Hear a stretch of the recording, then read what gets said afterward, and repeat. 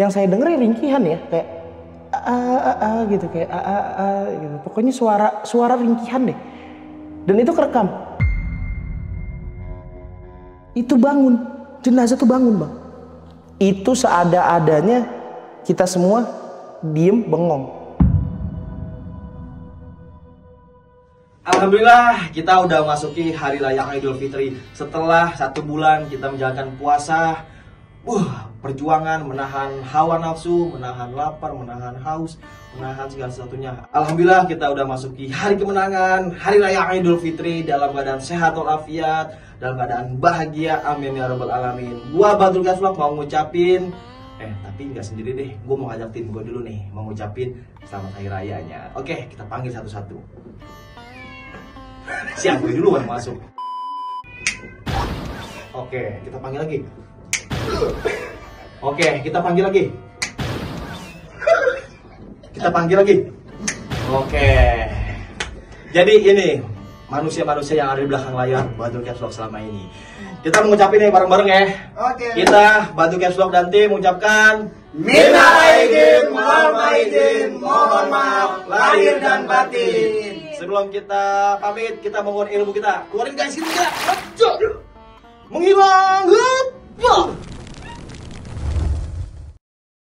Assalamualaikum warahmatullahi wabarakatuh. Balik lagi sama gua Badrul Gas Vlog. Terima kasih buat teman-teman yang udah klik video ini. Semoga teman-teman di rumah dalam keadaan sehat walafiat, dilapangkan rezekinya dan dimudahkan segala urusannya. Amin amin ya robbal alamin. Dan juga nih buat teman-teman di rumah yang punya kisah pengalaman horor, jangan disimpan aja. Kisah horor kok disimpan-simpan. Langsung aja ke sini, datang kita merinding syahdu. Gaskan. Dan kali ini kita udah berhasil lagi nih sob, buat menghadirkan salah satu supir ambulan. Ya, nah beliau bernama Raihan atau biasa dipanggil Ray. Nah, Bang Ray ini tinggal di daerah Jakarta Timur. Dan alhamdulillah beliau udah nyempetin waktunya di tengah kesibukannya buat berbagi kisah pengalamannya buat teman-teman di rumah. Oke, langsung aja lah, nggak usah lama-lama lagi. Langsung aja kita merinding syahdu.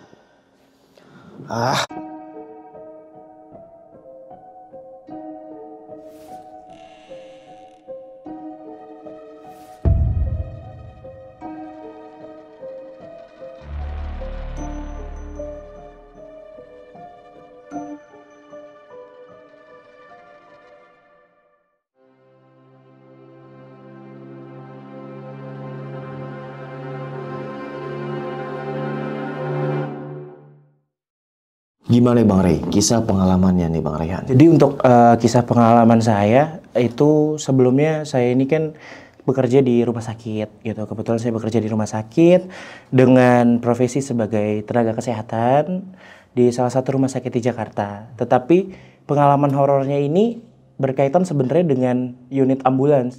Kebetulan saya ini pekerjaan utama sebagai tenaga kesehatan itu ketika lagi turun shift, saya juga membantu dengan unit driver ambulans yang memang ambulans ini adalah ambulans jenazah, pasien, segala macamnya itu saya sering membantu itu juga. Nah ini Bang Raihan ini ambulannya yang bergabung dengan rumah sakit atau swasta gitu Bang? Oke, kalau untuk ambulannya ini kebetulan terikat dengan rumah sakit, tetapi memang ambulan ini itu dari swasta Bang.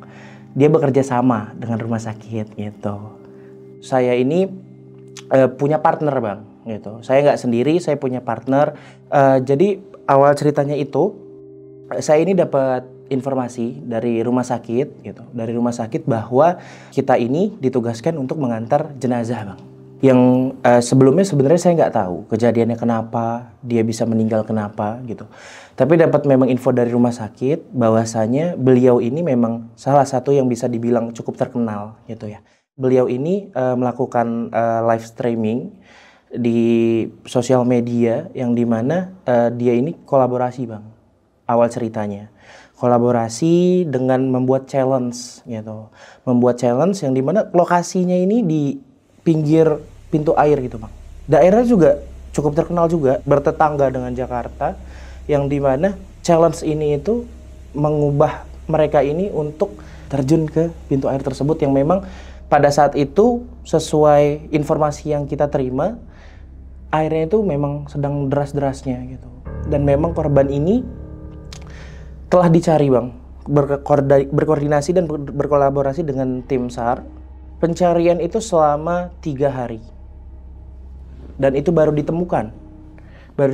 Pada saat itu tim SAR membawa jenazah ini untuk diotopsi di salah satu rumah sakit di Jakarta. Nah, dari situlah kita calling atau ditugaskan oleh rumah sakit untuk mengantar jenazah ini ke daerah Kota Semarang. Ya, di awal itu saya berdua dengan teman saya ini di unit ambulans ini itu ngambil jenazah itu di rumah sakit ini. Ya, kita ngambil aja gitu sesuai dengan jadwal. Dan yang ngambil ini teman saya Bang. Kebetulan saya ini nunggu di mobil Bang, di depan mobil. Nah, yang ngambil jenazah, yang masukin jenazah ke dalam unit itu teman saya kebetulan.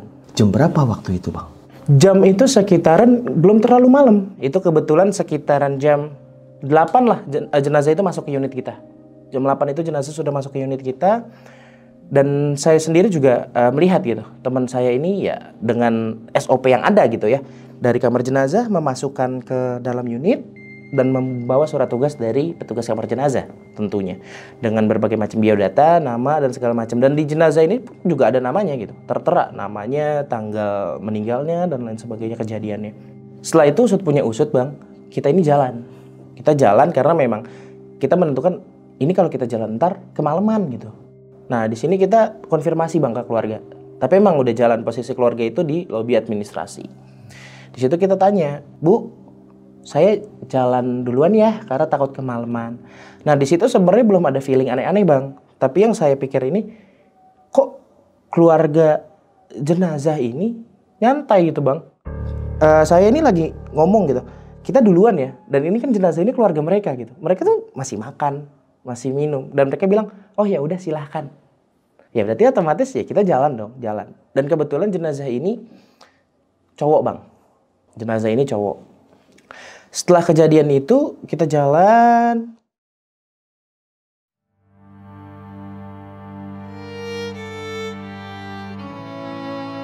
Kebetulan kita masuk tol Jakarta, tol Jagorawi. Sampai kita itu di MBZ Bang. Tol MBZ di atas. Di situ kita ditelepon sama pihak rumah sakit. Mengkonfirmasi. Tiba-tiba, bro, jenazah kok belum dibawa? Ini jenazah udah selesai dari jam 7 malam. Ini udah jam 9-an bro. Cepet. Nah di sini karena yang masukin jenazah itu teman saya ngomong, lu udah masukin belum? Nah terus teman saya ini bilang, udah, tadi kan lu lihat.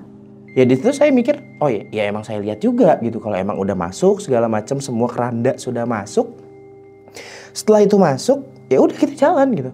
Setelah kita dapat konfirmasi dari pihak rumah sakit bahwa jenazah yang kita bawa ini ternyata belum dibawa, ya saya berpikir untuk menepi di ruas tol MBZ itu. Dan saya bilang ke teman saya, cek deh, takutnya salah bawa jenazah. Yang namanya rumah sakit itu kan Bang, jenazah itu banyak gitu. Kita yang ditakutin itu doang, takut bawa jenazah gitu. Nah kita cocokkan lagi Bang, antara biodata di jenazah dengan berkas tugas yang kita bawa. Nah kebetulan karena memang posisinya ambulans kita ini nggak bisa lihat langsung ke belakang, mau nggak mau kita harus turun nih Bang. Kita turun, ngecek. Kebetulan saat kita turun dan ngecek, kita cek semua biodata, nama sama di biodata nih. Kita akhirnya turun. Keranda masih ada, dibuka dong keranda. Pas dibuka saya kaget Bang, itu jenazah nggak ada. Bener-bener merinding, semua badan tuh merinding. Itu jenazah nggak ada, terus kerandanya masih utuh Bang, masih keadaan kekunci. Ini jenazah nggak ada gitu. Dan saya pastikan lagi ke temen nih, beneran udah dimasukin belum? Dan temen ini bilang, tadi gue masukin sama petugas kamar jenazah kok. Berdua, yang satu ini bagian pemulasaraan, yang satu ini ustadz yang mandiin. Jelas dong, nggak mungkin gue salah. Mungkin kalau bawa jenazah salah, oke. Di situ hampir bersih tegang tuh Bang. Karena benar-benar saking udah merinding, campur aduk dengan hal itu semua, kok bisa jenazah nggak ada? Ya udah akhirnya nggak pikir panjang, kita jalan, kita keluar tol Kerawang, kita putar balik lagi ke rumah sakit tersebut. kita putar balik sampai di rumah sakit. Di situ saya berusaha untuk minta konfirmasi. Saya minta konfirmasi ke pihak rumah sakit, jenazahnya mana? Dan bener bang, ketika saya masuk ke ruang jenazah, itu jenazahnya masih ada. Itu berjejer 3. 1, 2, 3. Yang sesuai dengan data kita di surat tugas, itu tuh ada di tengah. Dengan keadaan kain kafan yang masih rapi. Akhirnya, di situ saya nanya ke petugas pemulasaraan dan ustadz yang memandikan. Karena saya mau mengkonfirmasi lagi, saya nggak mau salah di sini. Saya tanya ke petugas pemulasaraan. Ini kebetulan petugas namanya Adit gitu. Di situ saya nanya, Mas, ini tadi lu bantuin gak sih buat ngangkat jenazah sesuai surat tugas ini ke unit? Si Adit ini bilang, Bang, gua aja baru datang. Oke, di situ mulai ngerasa makin kacau gitu, kayak kok kayak gini? Ada apa? Apakah ada saya yang kesalahan sebelum mengantar atau seperti apa? Ya saya juga nggak mau disalahin, akhirnya saya juga ke Ustadz. Kebetulan Ustadz ini yang mandiin si jenazah ini, Bang. Saya tanya, Ustadz, mohon maaf, tadi bantuin teman saya gak ya? Teman saya itu namanya Ardian. Ustadz, tadi bantuin Ardian gak ya untuk nganterin jenazah ke unit kita? Ustadz ini bilang, gimana saya mau ke bawah?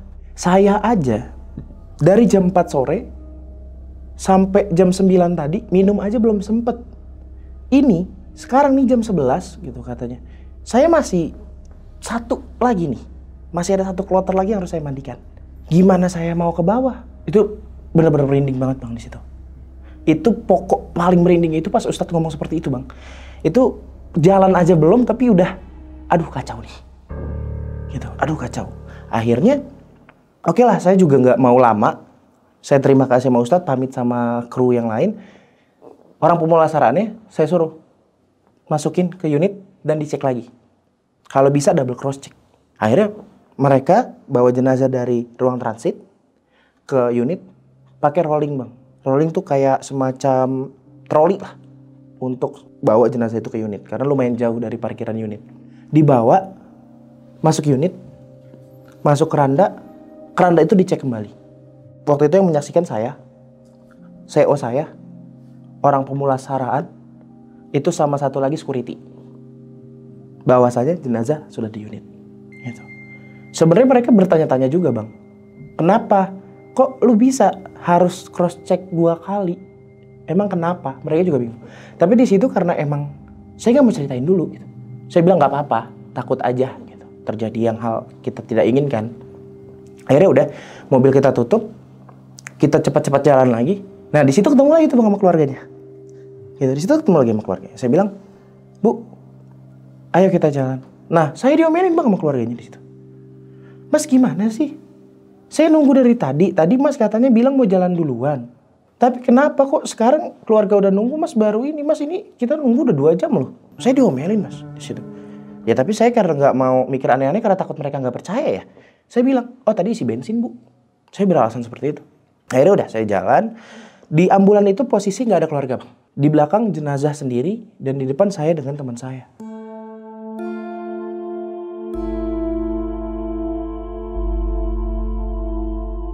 Jalan lagi masuk Jagorawi, masuk MBZ lagi.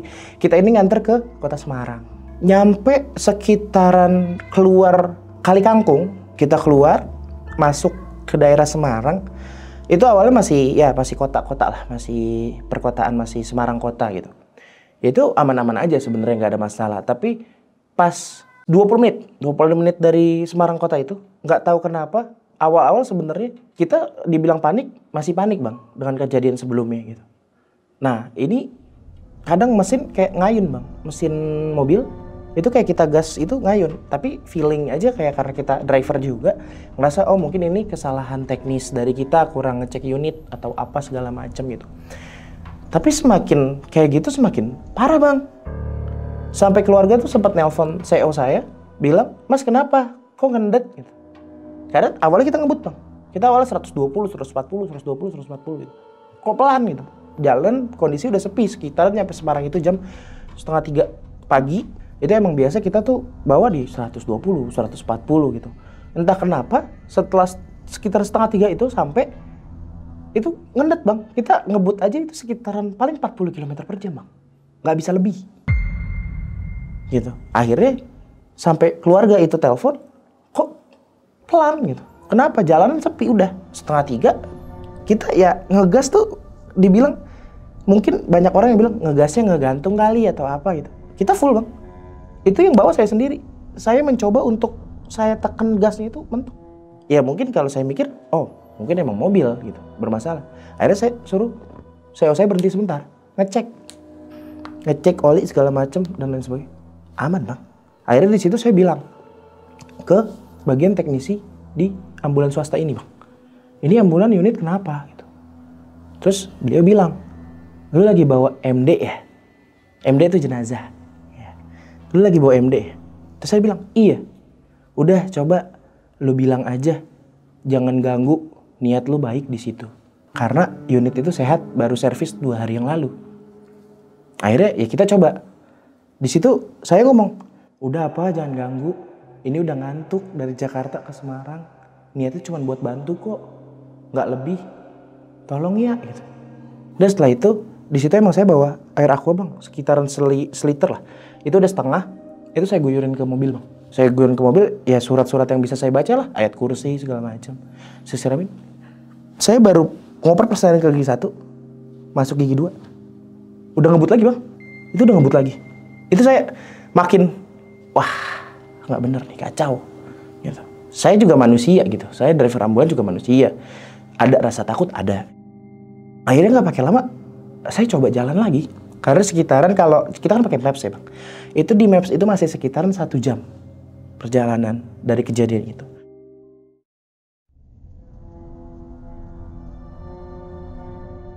Akhirnya kita jalan, udah masuk ke pedesaan bang. Itu namanya apa saya lupa. Itu pokoknya kanan kiri itu kayak kebun bang. Bukan hutan ya, tapi kayak kebun gitu. Jalanannya pun juga rusak bang, nggak rata. Gitu. Ya kita juga makanya kalau di situ wajar kita pelan. Karena namanya jenazah gerada kerudung juga kita kasihan gitu bang. Akhirnya kita jalan pelan. Berhenti lagi bang mobil. Mobil berhenti lagi dengan keadaan mesin mati. Mesinnya mati, bukan lambat lagi bang, mesinnya mati. Kita udah coba starter, indikatornya aja nggak nyala bang. Mobil itu kan ada indikator tuh. Itu nggak nyala. Kita udah bunyi ngekek nggak ada. Akhirnya kita buka kap. Takutnya radiatornya kah kurang, yang ditakutin apa panas segala macem yang ngebuat jadi mesin ngedrop. Akhirnya kita coba buka bareng-bareng. Selesai, radiator aman, semua aman. Saya sebagai driver ya saya laporan lagi ke unit swasta untuk maintenance. Kalau emang ada unit yang terdekat untuk digantikan, silahkan digantikan gitu. Takutnya emang nih mobil bermasalah gitu. Saya telepon, Pak ini mobil mati, tadi ngendet sekarang mati gimana? Udah coba aja kayak tadi lagi. Nah kalau di situ kita nggak lakuin itu bang, karena feeling teman saya itu orang yang paling nggak percayaan akan hal mistis kayak gitu sebenarnya. Akhirnya ya udah saya baca ayat kursi aja deh, baca ayat kursi, tutup kap bang, teman saya teriak.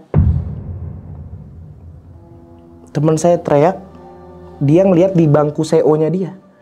Itu sosok, entah dia bilang bentuknya seperti apa, pokoknya cuma berbentuk wujud gini di kaca.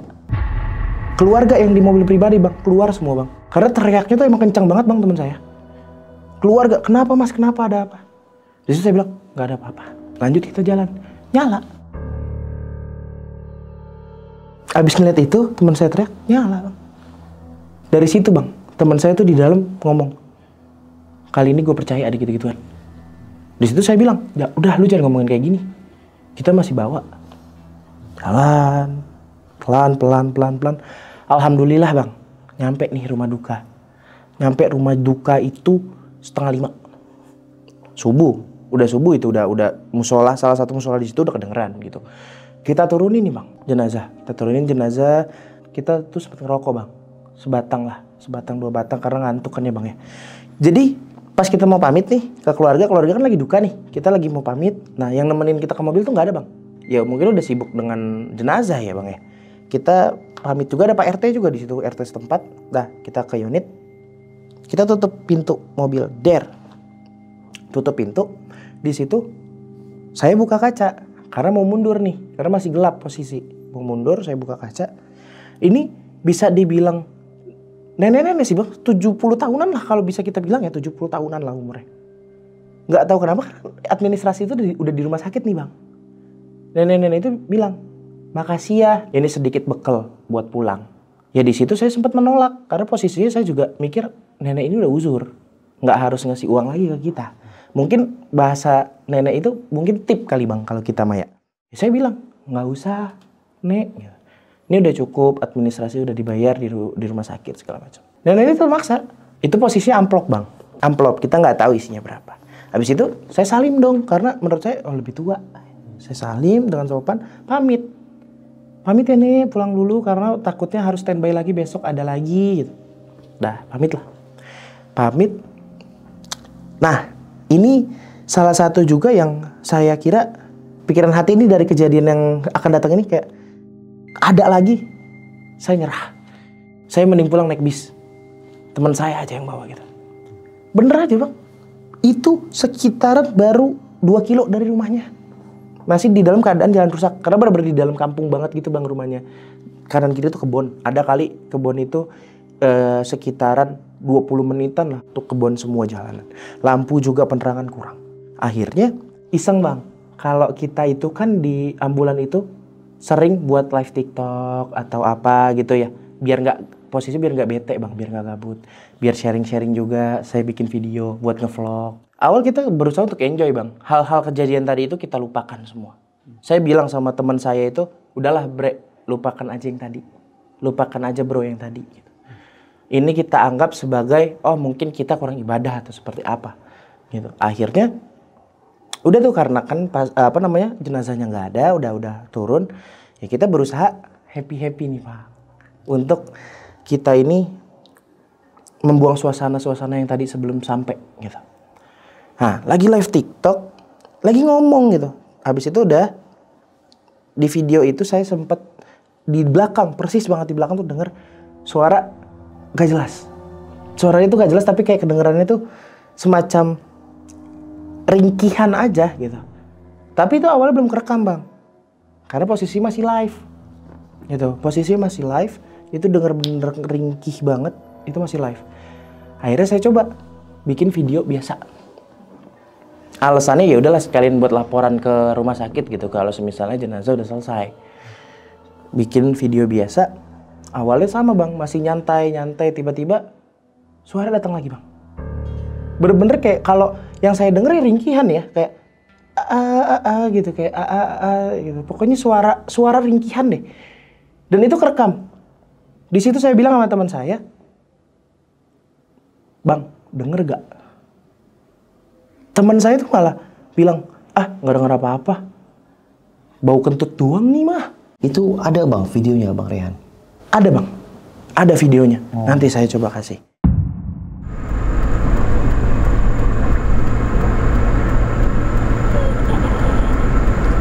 Bang, lu denger suara gak sih?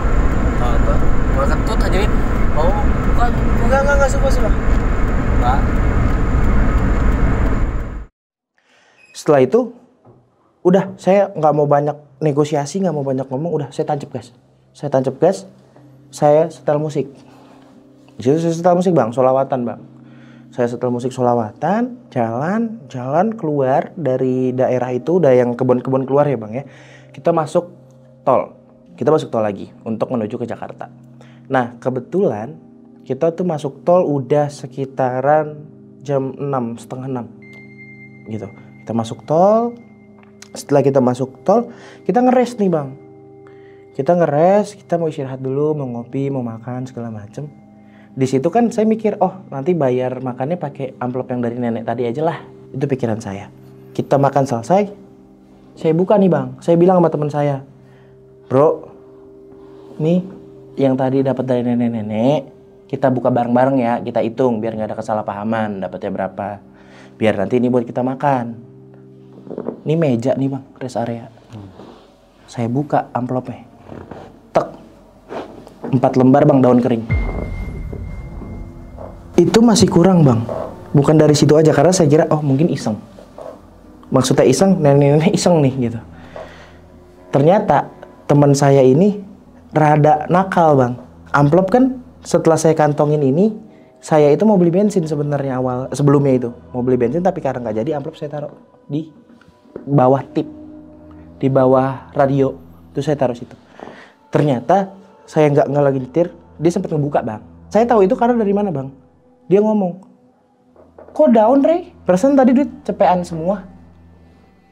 Saya bilang, kok lu tahu? Lu ya yang ganti. Kalau butuh bilang, saya gituin. Jangan bandel begini. Kita kan sama-sama capek. Kalau butuh tuh bilang, nggak usah kayak gini. Dia sampai bawa-bawa Tuhan bang. Demi Allah ini enggak. Ini bener-bener enggak gua apa-apain. Gue cuma lihat aja, gue penasaran.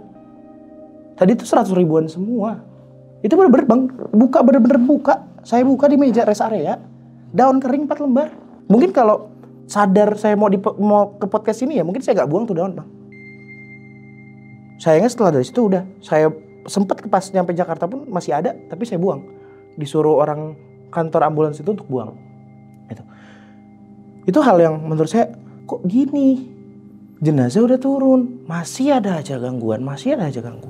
Saya bingung gitu, kok bisa kayak gitu. Akhirnya itu kita nggak hiraukan, makan saya bayar pakai debit. Udah kita balik ke unit. Karena kita nggak mau lama-lama. Pertama saya harus kerja lagi besok, ditambah lagi ambulans juga harus sampai buru-buru. Jadi setelah makan bang, kita lanjut nih jalan. Setelah makan kita lanjut jalan, keluar rest area, aman. Keluar rest area, jalan gitu. Alhamdulillah aman bang, nggak ada apa-apa. Karena mungkin siang ya bang ya, udah masuk siang.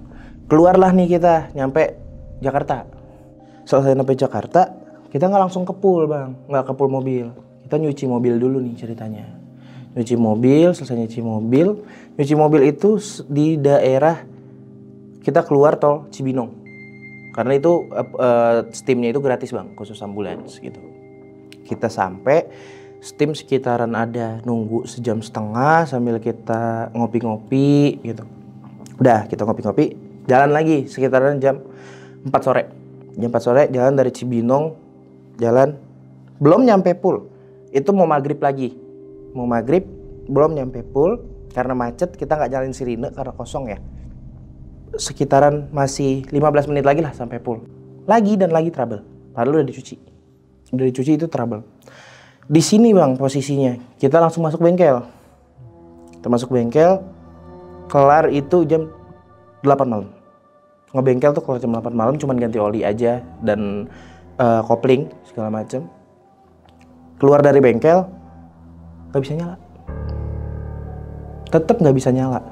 Saya telepon orang kantor yang punya unit. Kesini deh, nggak nyala lagi nih. Bengkel udah, ganti oli udah, segala macam udah. Teman saya ini posisi lagi nggak deket saya bang. Dia itu masih ngopi, karena emang rumahnya nggak jauh juga dari situ. Teman saya masih ngopi, dibuka lah tuh, orang kantor datang nih, orang kantor ini datang, dibuka mobil. Kap belakang yang buat jenazah atau pasien masuk, dibuka. Kata beliau, oh ini mah masih ngikut. Dia ngomong, oh ini mah masih ngikut.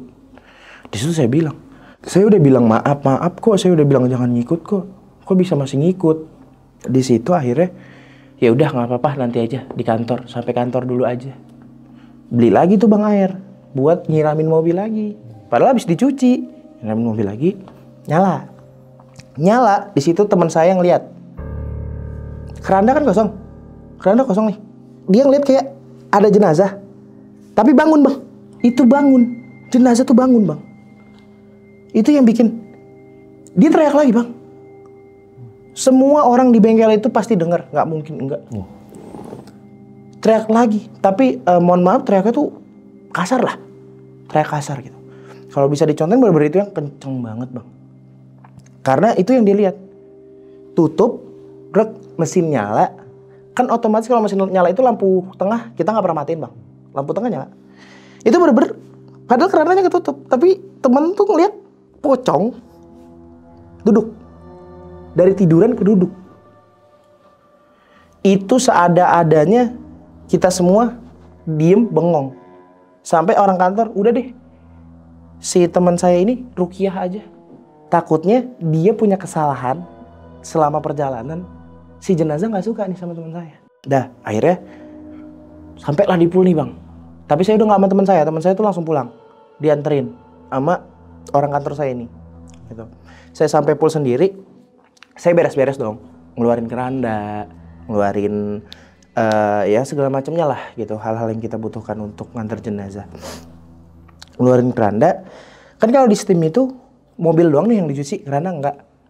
Saya lap-lap keranda dong, saya lap-lap keranda, bersihin keranda. Di situ keranda posisi di bawah bang, rata. Di tempat rata kantor itu kayak ada teras rata, dia rata, keranda ditaruh situ. Saya elap. Itu saya elap, saya cuma mau ngambil air lagi dari kanebo nih. Kanebo udah kering buat ngelap, saya ambil air lagi buat bilas. Saya buat bilas, baru nengok bentar, dar! Keranda tuh kayak kebanting, dar! Itu di kantor kejadiannya bang. Di kantor ada orang, dan semua orang lihat. Dari situ, beberapa orang kantor yang takut, pulang bang. Lebih baik dia pulang lebih baik dia nggak digaji hari itu, daripada dia kenapa-napa, dia pulang. Yang bertahan itu cuma saya, driver pasien, sama ada satu perawat teman saya, sama satu lagi satpam kantor. Itu saya coba, nih keranda, belakang saya keran, itu keran kebuka, saya cuma mau bilas. Itu bener-bener dar, itu bener-bener kayak kebanting, kenceng banget, semuanya keluar, yang di dalam tuh keluar. Kenapa Rey? Nggak tahu lah Pak, saya bingung. Ini kejadian berkali-kali. Dari situ, udah kata yang orang ngerti nih, yang dari tadi perjalanan saya hubungin terus, beliau ngomong, ya udah sekarang gini, kita doa bareng-bareng, bikin air, semua mobil siramin, keranda siramin, semua alat-alat yang tadi dipakai siramin, sampai di dalam siramin. Udah disiramin semua, habis kita doa bersama, kita siramin semua. Di situ saya cerita sama si bapak ini. Bapak ini tuh namanya Sofyan. Gitu. Bapak ini namanya Sofyan. Saya cerita lah selama awal perjalanan sampai akhir, dan masalah yang tadi bang awal, yang masalah duit bisa jadi daun 4 kering gitu. Akhirnya beliau suruh kita telepon orang rumah duka. Orang rumah duka yang di Semarang, kita telepon buat nanyain dan kita sebutin ciri-cirinya. Nenek-nenek itu seperti apa. Takutnya selama kejadian jenazah udah turun, yang melakukan ini si nenek ini nih yang ditakutin. Itu kata yang orang ngerti nih. Takutnya beliau yang bikin masalah kayak gitu, bukan jenazah. Akhirnya kita tanya sama orang rumah duka, memang agak lama lah dijawabnya.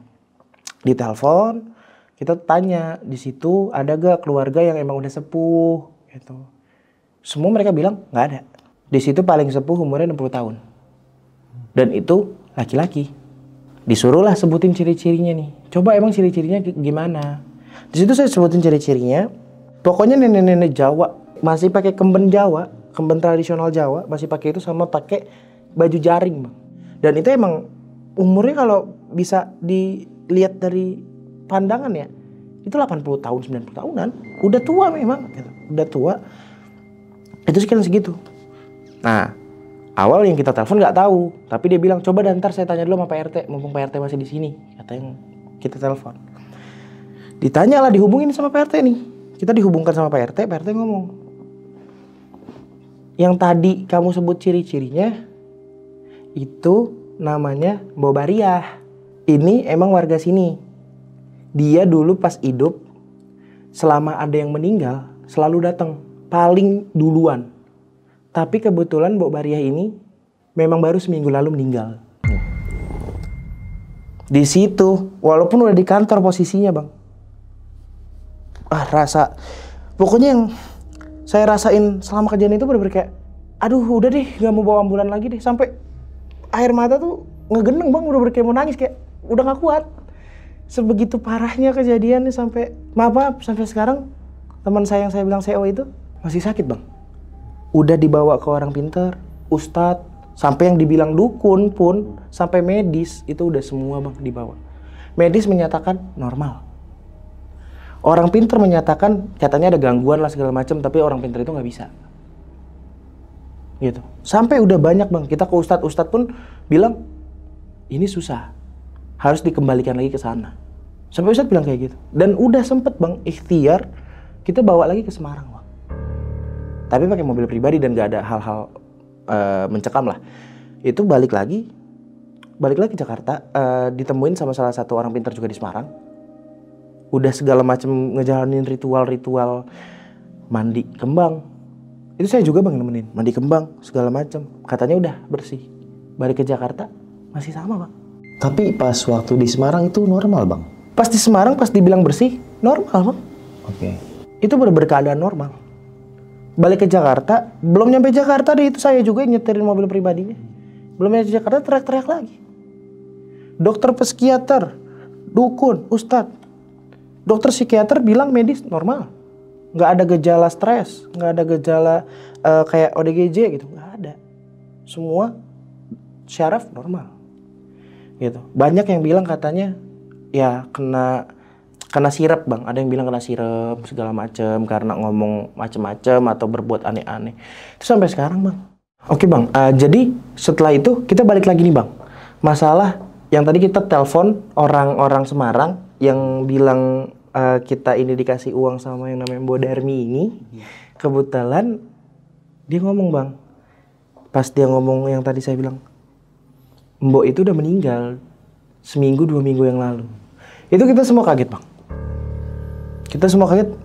Dan saya sama teman-teman berpikir, jadi ngambang. Nih antara nih perbuatan jenazah kah? Atau perbuatan si Mbok ini?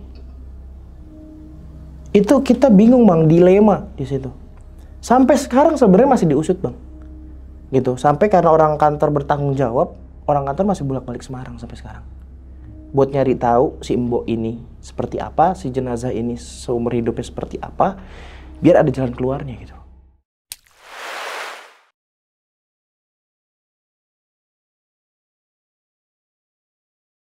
Jadi setelah kejadian itu semua, alhamdulillah sih sampai sekarang udah nggak ada lagi tuh bang masalah yang janggal-janggal seperti itu ya. Paling masih parahnya ya di situ aja, sakit nih belum selesai. Nah tapi selang 3 bulan nih bang, ada lagi bang cerita yang berbeda. Ini bener-bener menurut saya awkward nih bang buat diceritain nih. Kayak ngerasa ini juga menurut saya pribadi ini serem. Nah dan sebelumnya di sini nih sebenarnya pekerjaan utama saya itu perawat bang di salah satu rumah sakit di Jakarta. Jadi driver ambulan ini sampingan ketika kerjaan utama saya ini libur. Lagi libur saya sampingan nih baru di ambulans. Nah jadi tugas utama saya sebenarnya ya perawat, mendampingi pasien gitu. Segala macamnya merawat pasien gitu. Kebetulan di unit intensive care unit bang, di ICU. Nah jadi ceritanya tuh gini bang. Saya itu waktu kejadian itu saya dapat shift 3.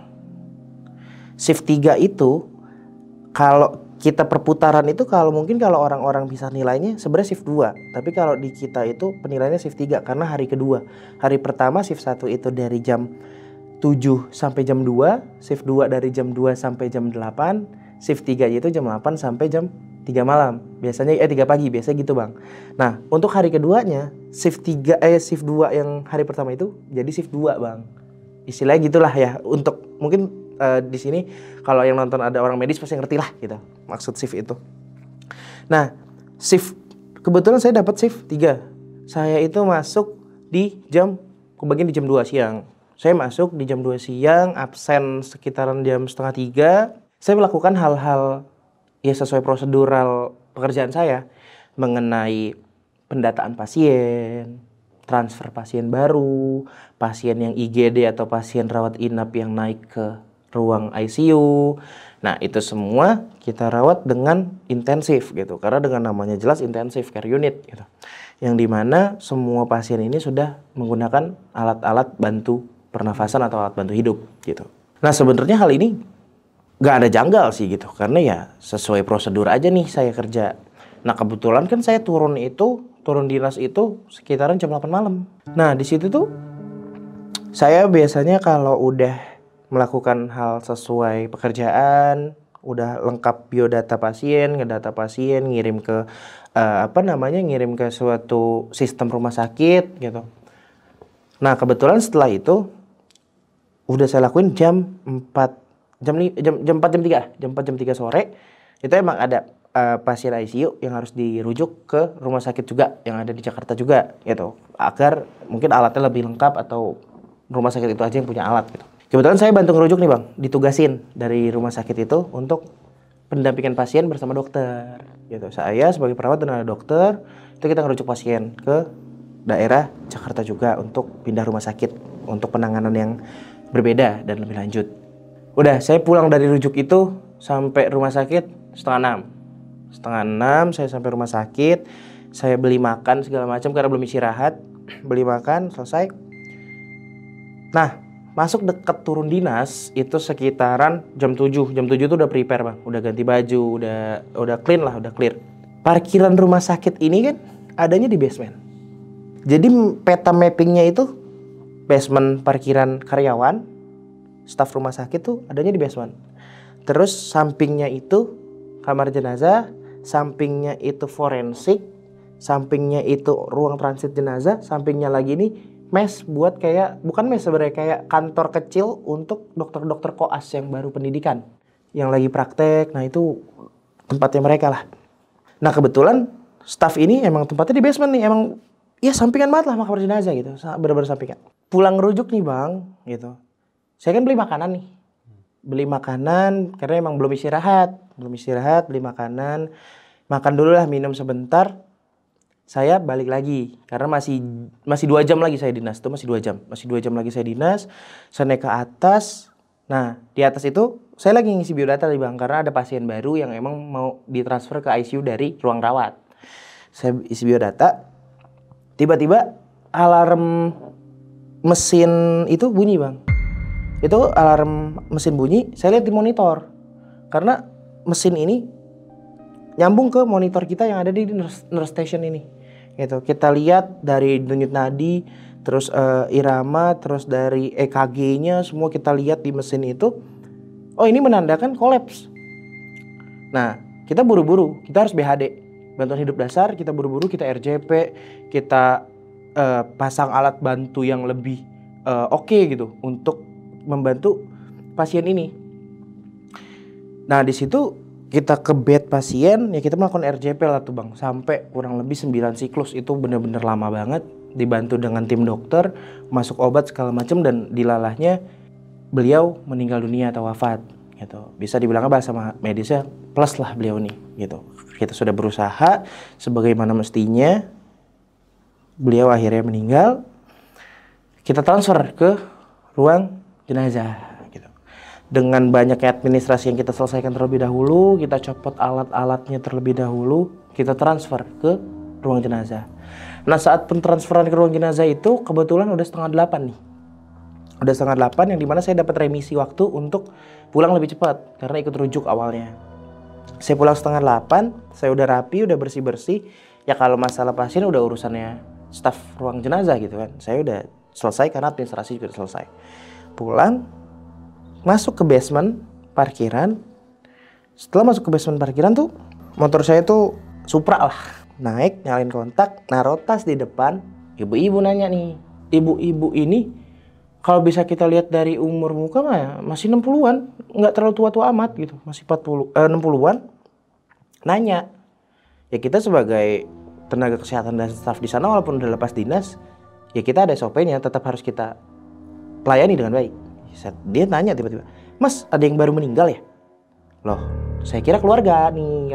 Mungkin keluarga, karena sebelumnya di ICU ini pasien ini keluarganya nunggu di luar, ada 2 orang, yang satu ibu-ibu, yang satu masih remaja gitu. Ya kayaknya masih tuaan saya sih dibandingkan si remaja ini. Saya kira nih ibu-ibu ini keluarganya. Ya saya bilang, "Iya Bu, saya turut berduka ya," gitu. "Tadi baru aja meninggal." Nanya, "Udah di mana?" Saya bilang, "Udah dibawa Bu ke ruang jenazah. Mungkin Ibu boleh langsung menyusul ke ruang jenazah untuk melihat." "Oh iya, dah tuh sampai situ." Saya bilang, oh iya Bu," gitu. Ketika saya nyalain kontak, saya kan mundurin motor. Otomatis Saya nengok ke belakang dong, biar nggak nabrak. Gitu, kan namanya motor mepet-mepet. Itu belum ada bang, semenit aja belum ada. Itu 30 detik aja belum ada orang dari nyalain kontak, cuman mundur, nengok belakang, nggak ada. Ibu-ibunya nggak ada. Itu merinding ada, rasa gemeter ada. Itu bener-bener yang, lah, kok nggak ada? Padahal basement parkiran ke arah ruang jenazah itu jaraknya kalau jalan kaki bisa 2 menit. Lumayan jauh, dan dari basement ke kamar jenazah itu kelihatan bang. Di kamar jenazah dari basement kelihatan. Harusnya kelihatan dong. Ini saya nengok, udah nggak ada bang. Langkah kakinya aja nggak ada. Akhirnya udah saya ngeluarin motor. Walaupun merinding saya ngeluarin motor. Saya lewatin depan kamar jenazah kan. Itu saya nengok. Itu yang saya lihat sebenarnya ada petugas 2 orang yang pakai seragam rumah sakit. Udah, ibu-ibu mah nggak ada. Yang tadi nanya sama saya tuh nggak ada. Ya mungkin saya mikirnya tamu kali, atau pengunjung yang penasaran ngelihat jenazah itu masuk ke kamar jenazah, mungkin seperti itu. Ya udah, akhirnya saya pulang. Nah kebetulan saya punya rekan nih bang di salah satu rumah sakit di Jakarta juga, tapi berbeda rumah sakitnya bang. Rumah sakitnya berbeda. Kebetulan teman saya ini cewek bang. Teman saya ini cewek, dia itu bertugas sebagai pemulasaraan jenazah atau pemandi jenazah khusus wanita bang. Itu nggak selang lama bang, besok pagi pas banget saya itu masuk siang. Pas banget saya itu masuk siang, itu paginya saya ditelepon sekitaran jam 7 lah. Jam 7 pagi ditelepon, saya angkat. Kenapa nak? Namanya Vina. Kenapa nak? Bantuin gua dong. Gue nggak ada orang nih di rumah sakit yang cowoknya lagi pada ambil cuti buat pemulasaraan. Akhirnya karena saya bilang, oh ya udah shift siang ini, terus saya nanya, nah ini sampai gak sekitaran jam 12? Oh nggak nyampe kok Rey, dia bilang. Nggak nyampe, bentar doang ini mah. Ya udah, saya datanglah ke rumah sakit tersebut nih dengan keadaan pakai APD lah, masker, terus apron gitu. Saya pakai apron. Ya udah saya bantu, biasa saya itu bantu karena jenazahnya wanita ya. Saya juga nggak boleh ikutin bantuin mandiin gitu. Saya cuma tugas saya adalah membalikan kanan, membalikan kiri, menyiapkan kafan. Itu aja tuh tugas saya gitu. Saya nyiapin kafan udah, saya taburin kapur baru segala macam, saya balik ke ruang pemandian untuk membalikan jenazah kanan, kiri segala macam. Jenazah selesai dimandikan, ditaruhlah di tempat kafan yang sudah saya bentangkan. Ya, tapi masih keadaan pakai kain jarik nih bang, karena saya sendiri kan bukan muhrim gitu, nggak boleh kalau benar-benar tanpa bahan sama sekali gitu. Akhirnya kafan itu dibungkuskan, baru kain jariknya ditarik. Nah teman saya ini bikin kayak kerudung-kerudungan nih bang, pakai kapas. Karena kan yang namanya kita pemulasaran jenazah itu, wanita itu dipakein kayak buat kerudung-kerudungan pakai kapas nih bang. Di situ awalnya saya ngeliat mukanya bang, karena bener-bener teman saya di sebelah kiri. Pakein kayak bikin jilbab-jilbaban gitu. Sayanya di kanan. Itu saya kayak, ini muka nggak asing dah, jenazah gitu. Muka jenazah nggak asing deh. Tapi di situ masih ya udah gitu.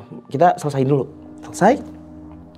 Saya nanya nih ke teman saya, ini jenazah kayak gue pernah lihat dah. Saya ngomong gitu, ini jenazah kayak saya pernah lihat deh. Di mana lu lihat? Waktu itu di rumah sakit gua, saya bilang gitu. Di rumah sakit gua baru banget kemarin. Selesai dia nanya, ada yang meninggal segala macem lah di rumah sakit gua tuh. Yang bener gitu. Iya, coba dah. Gua minta biodata. Nah kebetulan di dalam biodata itu cuma ada nama, umur, belum ada foto tuh bang. Ya udah saya nggak ngeliat nama, saya ngeliat ke umur nih bang. Kalau dari umur saya lihat-lihat dari muka, kayaknya emang umur seginian. Habis itu saya iseng. Tapi bener dah gue pernah lihat. Saya bilang gitu ke teman saya, bener sumpah gue pernah lihat sih, saya bilang. Usut punya usut, dia bilang, masa? Coba dah, ada KTP-nya gak? Kebetulan ada nih KTP-nya, karena beliau ini kata teman saya, korban laka lantas. Korban laka lantas yang dimana menewaskan 2 orang. Si jenazah ini dibonceng bang, sama anaknya. Nah anaknya juga meninggal, tapi pemulasarannya karena tempatnya beda antara cowok dan cewek, ya makanya saya ngebantuin yang cewek ini nih. Saya lihat KTP-nya pas dikasih, disitu saya kaget. Lah, ini orang yang saya temuin di parkiran kemarin di rumah sakit saya. Di situ rasa udah gak karuan bang, keringet dingin, semuanya keringet tuh, wah basah semua. Bukan karena basah habis mandiin ya bang, bukan. Ini bener-bener keringet dingin, tangan gemeter, segala macem, udah gak karuan. Saya bilang, kayaknya gue pulang deh sekarang. Gue lagi gak baik-baik aja nih. Terus saya bilang, kenapa pulang? Bukan masalah kenapa pulangnya. Ini orang yang gue lihat kemarin di rumah sakitku di parkiran nanya masalah orang meninggal. Karena kan posisinya gini ya bang ya. Mungkin kalau jenazah, maaf laka lantas itu kan kadang suka nggak jelas ya perawakan mukanya kalau asli setelah pemandian gitu. Ya makanya saya ngelihat KTP karena biar jelas nih. Ini bukan orangnya gitu. Karena posisinya kalau hanya ngelihat mukanya doang saya berasa lah mirip. Ini yang saya lihat. Pas saya lihat KTP ya, saya kaget. Ini yang nanya saya. Ini yang nanya saya. Tapi almarhumah ibu-ibu itu meninggalnya di hari itu bang? Ibu ini bang, meninggal itu pas yang dia nanya ke saya bang. Itu sekitaran jam 7:30-an. Dan emang infonya laka lantas ini karena dia itu lagi jalan nyari makan bang sama anaknya. Keluar rumah, mungkin mau menyediakan makan malam, lupa gak masak atau apa, nyari makan nih bang keluar. Dan kejadiannya itu kalau dari info rumah sakit dan info teman saya, serempet truk bang. Keserempet truk, jatuh, kelindes sama angkot. Itu kejadiannya bang. Dan itu udah, saya gak karuan, saya mau pulang aja pokoknya, saya mau pulang. Kalau masalah, lu lihat kayak gitu, kenapa gitu? Ada kejadian apa gitu di rumah segala macam? Yang ada bang, tidur aja gak bisa. 2 hari bang gak tidur. Karena bener-bener yang saya takutin adalah, saya takut mimpi. Saya gak mau itu terjadi. Karena ya yang saya bilang, saya udah trauma dengan hal-hal horor kayak gitu bang. Jadi saya nggak tidur 2 hari. Itu bener-bener yang kok bisa? Apa hubungannya? Saya sebenarnya di situ saya mikir, apa hubungannya dengan ibu itu nanya ke saya pas saat kejadian laka lantas dengan saya? Padahal kalau dipikir-pikir ada hubungannya. Atau emang panggilan jiwa untuk ngebantuin atau seperti apa gitu. Itu sih yang emang masih tanda tanya, tapi untuk selanjutnya ya alhamdulillah sampai sekarang aman-aman aja, nggak ada gangguan apapun. Itu aja sih yang bikin saya jadi shock. Sebelum orang meninggal saya didatengin. Itu sih bang, beberapa pengalaman horor saya nih yang bikin berkesan banget dalam hidup saya selama ini gitu bang. Itu bener-bener membuat kesan yang wah ini menjadi sebuah pelajaran besar buat hidup saya gitu bang. Nah, Bang Rehan, sempet nanya gak Bang ke orang yang ngerti tentang hal seperti itu Bang? Kenapa arwah itu Bang kayak gentayangin Bang Rey gitu? Apa ada anggota tubuhnya atau organ tubuhnya yang hilang kah atau yang ketinggal kah Bang? Oke, jadi gini, kalau masalah perihal pernah gak nanya ke orang pintar? Jujur pernah gitu. Ya tapi orang pintar ini cuma ngomong ini ada yang belum selesai. Ini ada yang belum selesai, dalam artian ada yang belum selesai nih. Saya nggak tahu ya yang namanya tim SAR itu kalau udah 3 hari baru ketemu, entah ada bagian tubuh yang kurang atau bagaimana, saya kurang mengerti. Karena kenapa? Ya itu udah bagian forensik bang. Kita sebagai driver ambulan ya hanya ngebawa aja gitu. Untuk bagian tubuh yang hilang kita kurang tahu gitu. Tapi untuk masalah orang pintar cuma bilang seperti itu. Emang ada yang harus diselesaikan. Dan itu tanda tanya besar sampai sekarang. Nah, terus Bang, korban yang tadi live yang lagi collab itu Bang, kan meninggal. Terus temennya gimana Bang? Jadi gini Bang, kalau masalah tadi dia itu kan masalah collab di sosial media ya. Saya juga punya informasi dari tim SAR terkait yang mencari itu. Kebetulan beliau juga meninggal. Dan ketemunya di hari yang sama tapi waktu yang berbeda. Dan kebetulan itu di hari Senin Bang. Nah, yang namanya collab ini kan mereka hanya collab lewat online ya Bang, sosial media. Dan itu di lokasi yang berbeda Bang. Yang saya bawa ini lokasinya di Tangerang, yang satu lagi di Cilegon.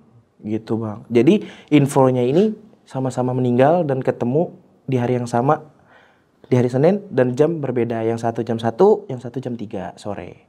Nah, ini kan mobil ambulan yang Bang Rey bawa kan selalu bermasalah ya Bang ya. Nah, sekarang mobil ambulan itu masih beroperasi Bang. Oke, masalah mobil ambulans yang memang tadi di jalan itu dicerita sering trouble, apakah dipakai lagi? Dipakai bang sampai sekarang, emang sehat, nggak ada masalah apa-apa. Jadi bener-bener unit sebenarnya emang nggak ada bermasalah apa-apa, emang unit itu sehat yang tadi dibilang, emang baru diservis 2 hari yang lalu gitu. Sebenarnya sehat dan sampai sekarang masih dipakai untuk pelayanan. Nah, terus mobil ambulan yang setelah abang pakai nih, sempet gak bang bermasalah juga atau dia ngalamin nih kejadian horor juga gitu maksudnya bang? Untuk yang make pada saat ini, untuk mengalami gangguan tuh bener-bener gak ada sih. Ya paling kalau gangguan-gangguan kecil ya, kayak cuma yang dengar suara keranda gerak atau keranda geter atau suara-suara gitu, itu mungkin ada. Tapi entah kejadiannya karena apa, itu juga kurang tahu. Karena itu menurut saya juga hal wajar gitu. Terus kalau untuk driver yang lain bang, pernah gak cerita ke abang kalau mereka pernah dapat gangguan juga gitu? Jujur, yang namanya driver itu banyak sebenarnya cerita gitu dari driver-driver lain. Terutama driver jenazah ya. Kalau pasien mungkin, driver pasien itu mungkin jarang. Tapi memang beberapa juga ada. Karena kemungkinan kan banyak juga pasien yang meninggal di unit nih. Karena lama penanganan segala macam. Dan ya bisa dibilang cerita paling parah ya yang tadi saya ceritain bang. Dari pengalaman semua driver unit di ambulan tersebut. Nah nih Bang Ray, sebagai perawat dan supir ambulan juga nih, punya pesan-pesan gak Bang buat teman-teman di rumah nih yang sedang nonton Merinding Syahdu? Pesan-pesan buat teman-teman dan penonton semua di sini sih cuma satu. Ketika melihat ambulans di jalan, entah itu membawa pasien ataupun jenazah, tolonglah gitu untuk sosialnya kita meminggir sejenak sebentar, karena kita nggak tahu juga ambulans unit itu membawa pasien emergensi kah, membawa jenazah yang memang harus betul-betul cepat sampai kah, kita semua tidak tahu. Karena ambulan membawa nyawa yang memang kita pertaruhkan untuk hidup dan matinya. Seperti itu pesan-pesan untuk ambulan. Intinya jangan pernah lah arogan di jalan gitu. Tetap mendahulukan kendaraan-kendaraan prioritas, terutama ambulans dan damkar. Dan setelah itu juga untuk teman-teman penonton semua di sini juga saya ada masukan juga untuk teman-teman yang suka berobat ke rumah sakit, ke klinik gitu.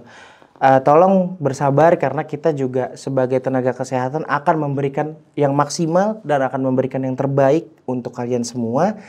Tetapi permasalahannya ini di rumah sakit itu ada beberapa triase atau ada beberapa warna yang harus kita pastikan. Apakah pasien ini berwarna merah statusnya, apakah pasien ini berwarna kuning statusnya, atau pasien ini berwarna hijau statusnya. Jadi buat teman-teman nih yang emang bawa temennya, bawa saudaranya, bawa keluarganya yang ngerasa kok nggak ditangan-tanganin, bukan nggak ditangan-tanganin teman-teman. Kita mendahulukan yang lebih gawat darurat, dan kita untuk kapasitas tenaga perawat di sana juga lebih sedikit dibandingkan pasien. Dan terus teruntuk semua penonton juga saya mohon doanya untuk teman saya yang sedang menjalani ujian hidupnya pada saat ini, yang masih sakit, semoga cepat diangkat penyakitnya, semoga juga cepat sembuh, dan kemungkinan ketika nanti beliau sembuh juga bisa ikut bareng podcast sama kita di sini. Oke sob, mungkin sekarang nih kisah pengalaman yang dalam sama Bang Ray ya, atau Bang Rayhan ini. Bisa kita ambil segi positifnya, yang pasti buang jauh-jauh negatifnya. Semangat para pejuang keluarga. Tetap hati-hati dalam perjalanan dan selalu baca doa. Dan gak usah buru-buru dalam berkendara, karena ada keluarga yang menunggu di rumah. Dan kisah kali ini semoga bisa diambil segi positifnya. Oke, sampai jumpa di kisah selanjutnya. Wassalamualaikum warahmatullahi wabarakatuh. Dadah.